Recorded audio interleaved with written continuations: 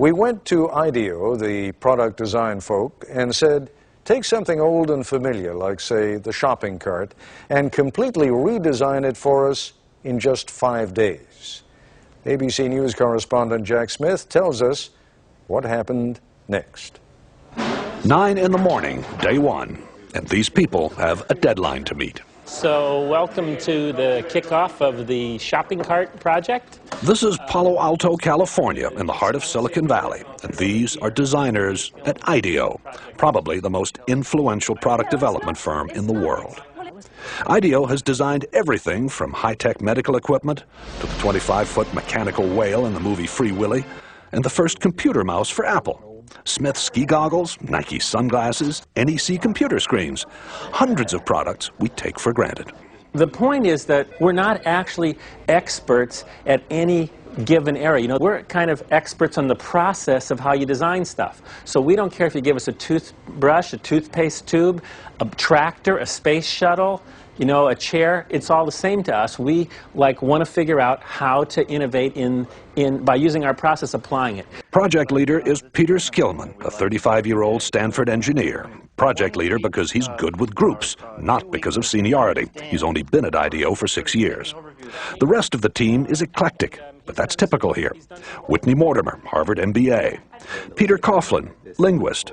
Tom Kelly, Dave's brother, marketing expert. Jane Fulton-Suri, psychologist.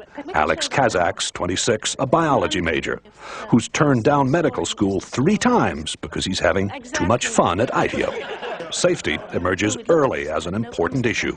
22,000 child injuries a year, and so they're hospitalized injuries. I mean, there are many others. And theft. It turns out a lot of carts are stolen. As the team works, it becomes clear there are no titles here, no permanent assignments.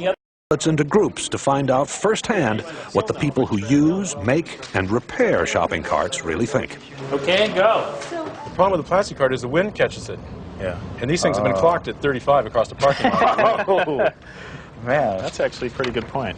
The trick is to find these real experts, and so that you can learn much more quickly than you could by just kind of doing it in the normal way and trying to learn about it yourself. From everything I read, these things aren't that safe either, you know? So probably the seat itself is going to have to be redesigned. One of the interesting things for me is looking at how people really don't like to let go of the cart, except for the professional shopper, whose strategy is to leave the cart at various places.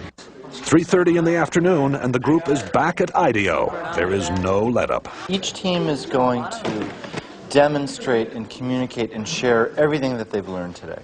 A shopping cart has been clocked at 35 miles an hour traveling through a parking lot in the wind. We were in the store, 2 hours, and it was truly frightening just to see the kind of stuff going on. You ought to designate some people to make damn sure that the store owner's point of view is represented. After 9 straight hours, the team is tired. They call it a day.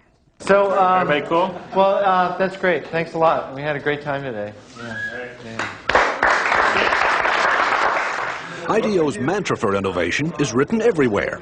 One conversation at a time. Stay focused. Encourage wild ideas.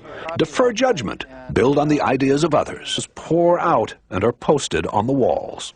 Oh, the blind, the privacy blind. Like when you're buying 6 cases of condoms, no one sees. If it doesn't nest, we don't have a solution. Organized chaos. It's not organized. What it is it's focused chaos. Vote with your Post-it, not with an idea that's cool, but with an idea that's cool and buildable. If it's too far out there and it can't be built in a day, then I don't think we should vote on it. Enlightened trial and error succeeds over the planning of lone genius. Enlightened trial and error succeeds over the planning of the lone genius. If anything sums up IDEO's approach, that is it. It is 6 o'clock, and the 4 mock-ups are ready for showing. Baskets also can be, if you think you will have more volume, baskets can be put in. A modular shopping cart you pile hand baskets onto. A high-tech cart that gets you through the traffic jam at checkout. That you could mount a scanner on the shopping cart so that you, as the customer, as you pull it off the shelf, would scan each item.